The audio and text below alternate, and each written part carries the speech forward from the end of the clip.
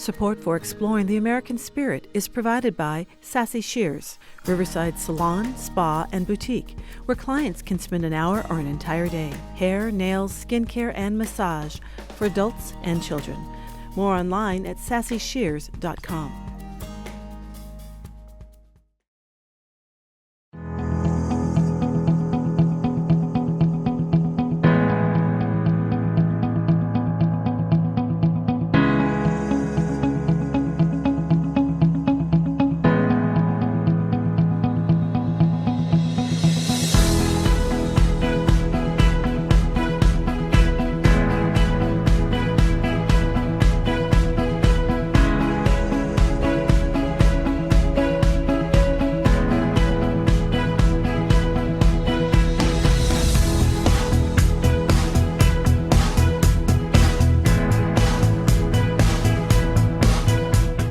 Hello, I'm Mary Parks.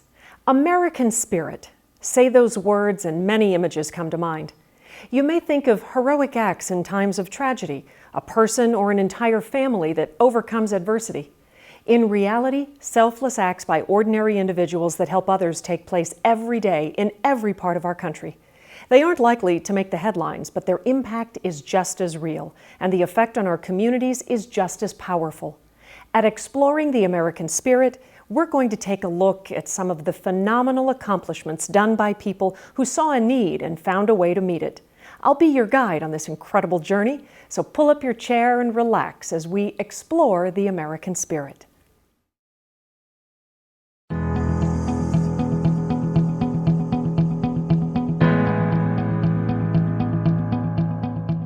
As soon as Amber Fosnock's son Xander was born, he had trouble breastfeeding. The hospital and pediatricians gave him formula milk, much to the young mother's dismay. For the next 8 weeks, Amber struggled to get her son breastfed. Xander continued to lose weight. We've been for now almost 2 weeks going back and forth to the doctor and lactation consultants. And, well, he's not gaining weight. So they just say, I wasn't seeing an IBCLC, which I know that they're a lot more trained, but they just, I don't know, they just kind of say, keep switching sides, keep trying to nurse him, and I'm doing, like, we're feeding for an hour straight, but he'll act like he's nursing, but then just fall right asleep. Amber and her husband Ian grew alarmed when their infant began losing weight steadily. Xandros he lost 7% of his birth weight, and he's still at below birth weight. And he's 4 weeks old yesterday. So this is the failure to thrive, and he's got a severe lip tie, which I'll show you in a few seconds. And that's his inability to latch and seal, and he's sucking air instead of milk. And it's just a problem. So, obviously, these wonderful people found us, and because of the internet, and our goal is to have the Xandros be able to eat. Roughly 4 million babies are born in the U.S. each year. 1 in 5 have the same trouble breastfeeding as Xander. In some cases, babies have trouble feeding at all. The last person you would expect a baby losing weight to see would be a dentist. After all, infants have no teeth. I know that it's not a new problem. It's just more because of the internet. People are actively looking for reasons why they're having a problem and how to fix it. So let's just say the 40s, 50s, and 60s, if a mother was having trouble breastfeeding, they just gave them a bottle. New parents Yadi and Marcos traveled several hours to reach Dr. Jesse. Their son Mason had the same issues as baby Xander: trouble feeding, weight loss, and frustration for both he and mom.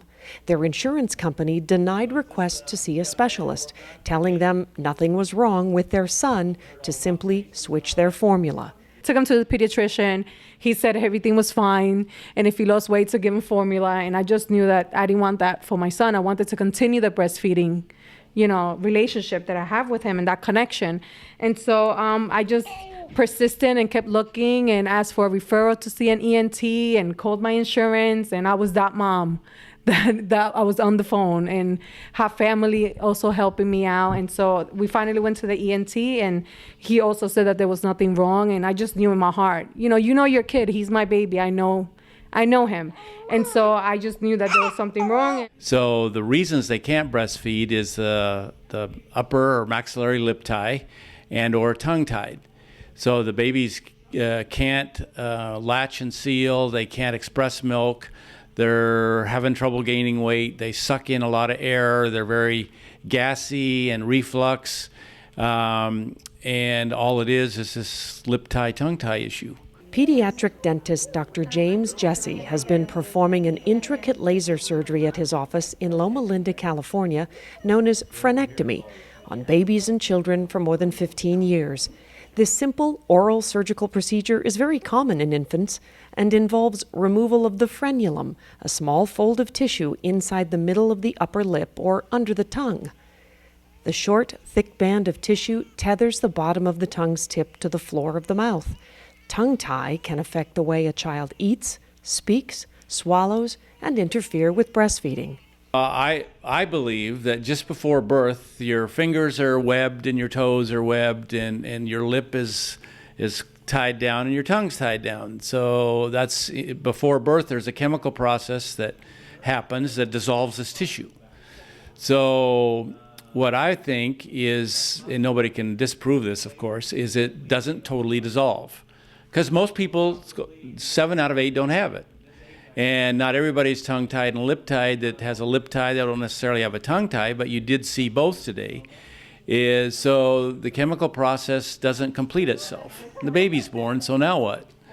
Well, they struggle, failure to thrive, a lot of them, and some overcome it, but some don't. And, of course, that's what we see. Emotional uplifting. So it makes me feel really good to take a newborn baby that can't eat in 20 seconds without pain, change its life so it can start eating, and mother doesn't have pain when she nurses, and the baby gets milk instead of air. We want to get that relationship with the breastfeeding relationship that's been going on, that I feel it's best for him.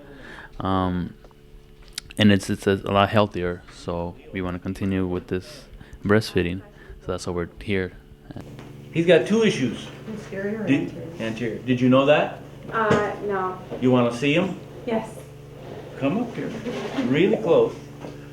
So this tissue right here is wide and it's thick, and that keeps him from being able to latch and seal really well for breastfeeding. And then on his tongue, that tissue keeps his tongue down. Because to nurse really well, your tongue, going up again, your tongue needs to move up and out at the same time. With the tongue and lip tie, there's abnormal growth of the bones in the front of the face, upper and lower, which can potentially lead to sleep apnea in the 3 to 5 year old people, babies. So sleep apnea issues go away. Tooth decay goes away, speech problems go away, feeding, eating, gaining weight gets better. So all the good things are going to happen with little to no problem. Yeah, you wish you were here 2.5 months ago, right? I've been here. I've been waiting for you. And you knew it all along, but people kept telling you there's nothing wrong. So when we see this, we feel really good about what we can do. Dr. Jesse works with a nearby teaching hospital and travels to different states so others can learn about the procedure. Motivation and a commitment to help others, typical of the American spirit. Dr. Howard Kim is also a pediatric dentist. He's from Hawaii, and he came to California to learn from Dr. Jesse. I came here to see Dr. Jesse perform his frenectomies for babies. I've heard about it. I decided to come and look because I'm doing this in Hawaii, and I need to improve my skills. And he has been so generous to let me come in. Are patients coming to you on a regular basis asking about this? I just started to do this. I've done about 35 of these cases recently. And gradually they're finding out, so now they're coming. I've been to residency, never heard about it. My daughter been to a residency, finished NYU in 2000 and about 7 years ago. She never heard about it. My son-in-law just finished this past year in New York, never heard about it. So this is just recent because I got the laser machine. The people have been coming to my office in Hawaii. Life-changing for patients? Oh, such a thrill to help these people. Dentists and patients have sought out Dr. Jesse from around the globe. Well, last year the farthest to see us was Beijing, China, just to have this done. And we had somebody from Austria. Hawaii is still the United States, but it's a ways away. And previous years, Italy, Hong Kong, Singapore, just everywhere. Why aren't they doing this in Singapore and Italy? Great question. Probably number one is dentists are afraid of babies. They don't understand what to do or how to do it, which is a good thing, so they shouldn't. Or they don't have a laser and don't know what to do. So, what I want to do is try to educate more people. I can't do, I can't do them all. Miles and Maddox Yeomans, identical twin boys, have the same condition, lip and tongue tie. They are about to undergo the quick laser surgery to fix both problems. You're a good little patient. The procedure begins with a numbing solution on the gum area. First, a topical ointment followed by a tiny needle. After the numbing takes effect, the infant is given protective eye gear, and the laser process begins to remove excess tissue, preventing the baby from nursing properly. Less than a minute later, the procedure is finished. That's Maddox on the left, Miles on the right. Mom, Dad, and yes, Granddad. Dr. Jesse performed the intricate surgery on his own grandsons. It's not just babies, though, that need Dr. Jesse's help. 13-year-old Joseph, he is a big fan of basketball and cheeseburgers, but what he isn't a fan of is the big gap between his front teeth, a problem created by being lip-tied since birth. When he was an infant, we didn't really notice it because it didn't bother him. He didn't have any trouble feeding or anything like they say for some of the other kids. But as he got older and his teeth started to come in and there was the gap, and then we started noticing it. It's hard for Joseph to brush his teeth. Yes, it is. Yeah, and it's annoying when you do. The laser machine is powered up, and Joseph is ready for what his family and Dr. Jesse believe will be an immense difference in his dental health, appearance, and self-esteem. Oh, we're done? We're done. Okay. In less than a minute, Joseph's lip tie is gone. It's gone? It's gone. Okay. Yeah, let me show you. See? This will smooth out and go away on its own, but take a look in the mirror. See? Can you see? It's gone? Oh, yeah. Joseph gives a big thumbs up. It's 1 baby in 8 would benefit from this procedure. So more pediatricians need to know about it. More dentists need to know. I can't do them all. I can't train them all. But, with the education, the mothers are going online and seeing what to do. The physicians and dentists can easily do that too. Both a doctor and dentist can help parents decide what's right for their family and if a child's condition is serious enough to interfere with development.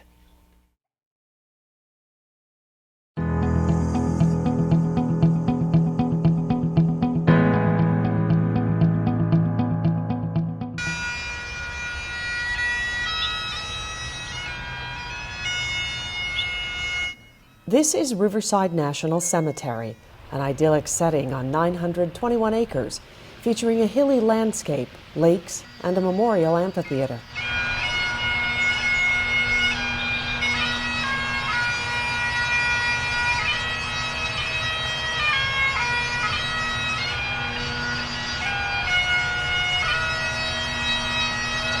Riverside National is among 134 national cemeteries in 39 states. There are just 9 in California.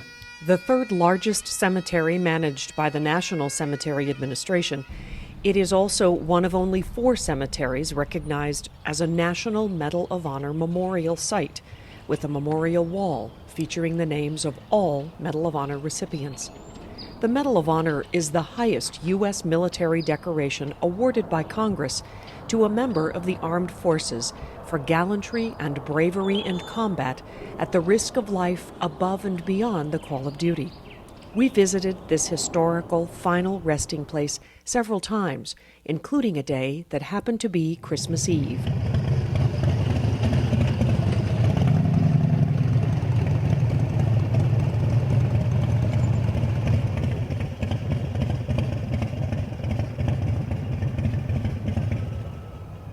There is an ever-increasing presence at cemeteries across the nation.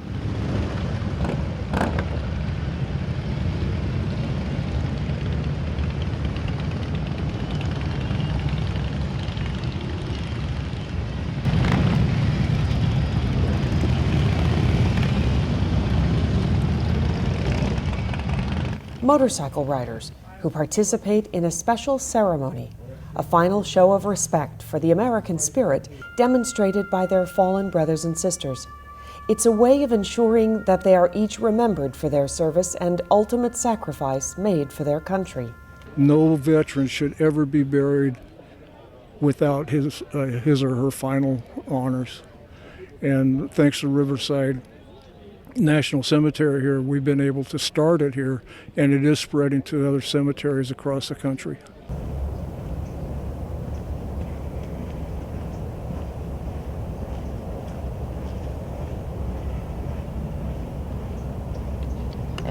Every Wednesday morning, the bikers who want to protect and pay tribute gather here.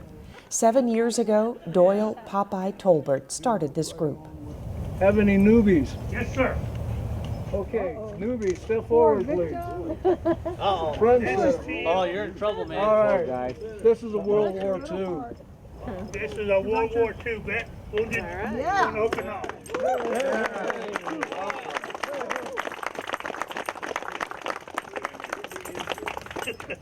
We know you're at least 86, unless you lied to get in. As a lot of guys did back then. They lied to get into the service. But at 89, we're really glad to see you.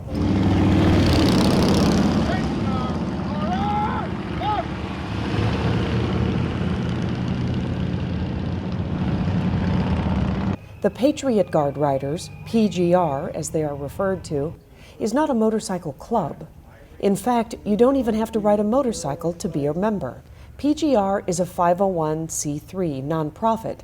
It's free to join and made up of all volunteers, roughly 200,000 nationwide. Organized originally to shield families from a church group that was picketing military funerals to promote their extremist views,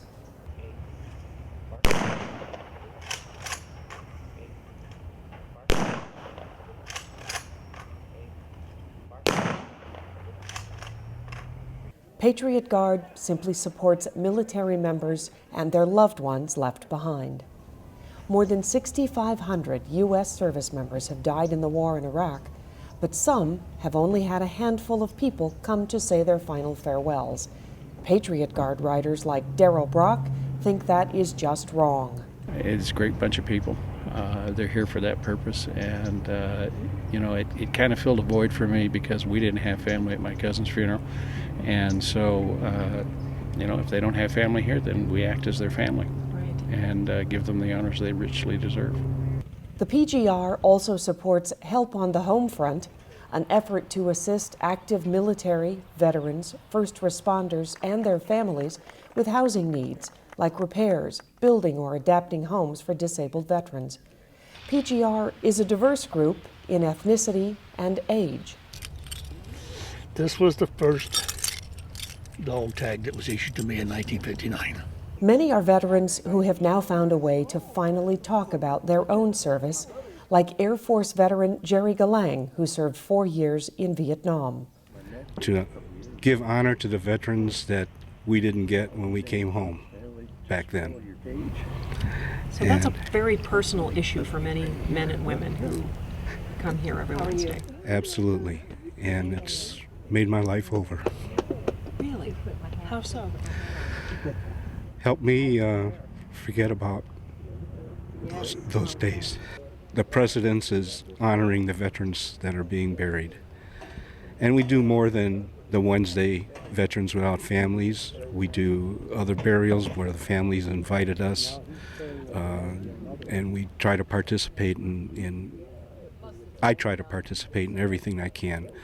I've recently joined the American Legion, and it's a very good organization for helping out veterans. And so participating in like this on Wednesdays helps with your personal healing? Absolutely, yes. I'm very emotional right now. So.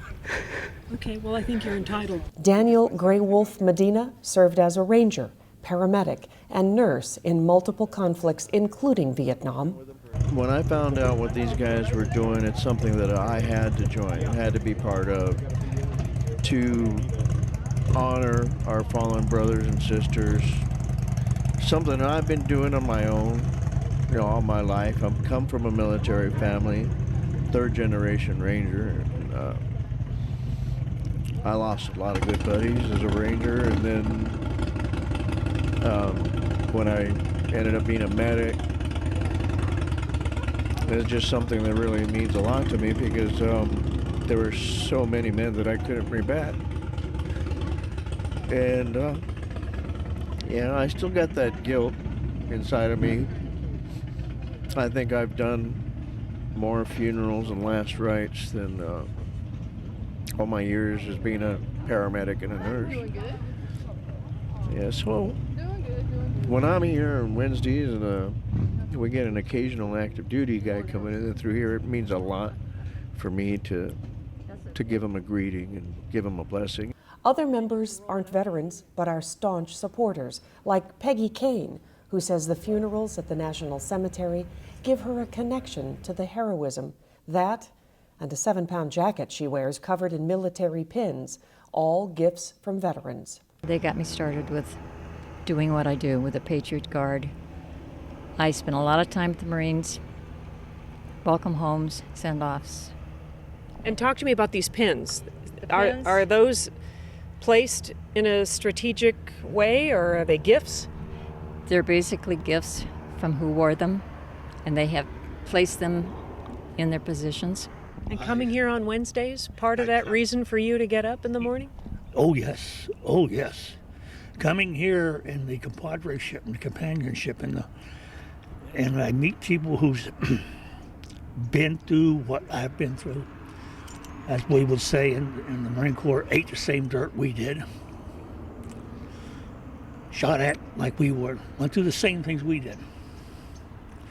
And it's given me a feeling of I wasn't alone. Each service begins with prayers and a word of thanks to those veterans whose names are being read. Stephen Johnson, United States Navy.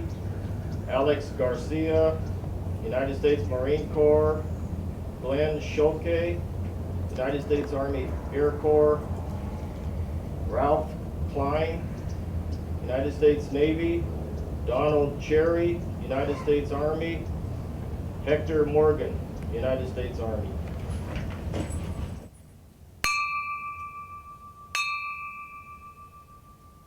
Across the National Cemetery, a simple white van arrives.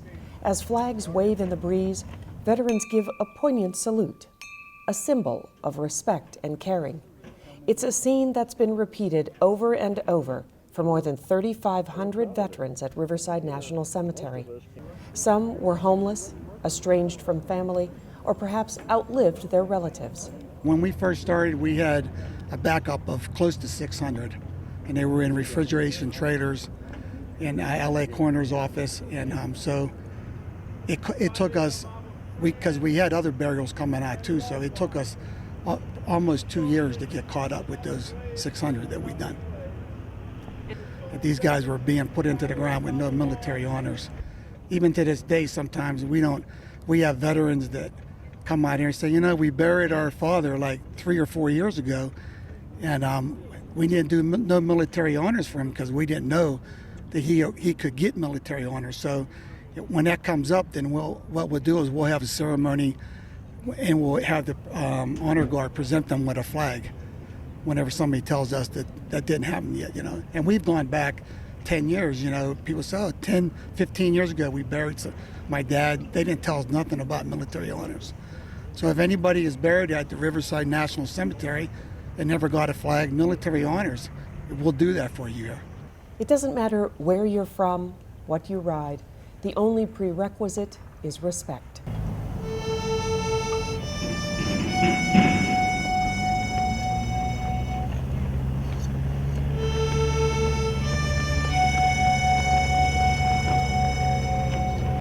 Every veteran deserves his final honors, his or her final honors. And we become their family. If the families, for some reason, don't want anything to do with them, that's okay. We'll take care of it. We'll be their families. And one of the things we say, we are your family. And it's just, we're a family here. We're all a family. We're all brothers and sisters here. And all they are, they become part of our family.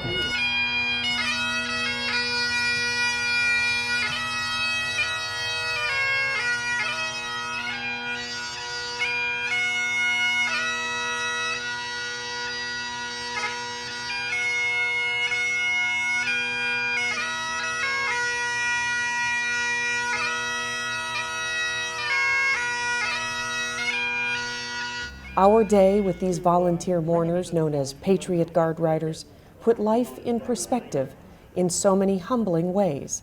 Another example of the American spirit.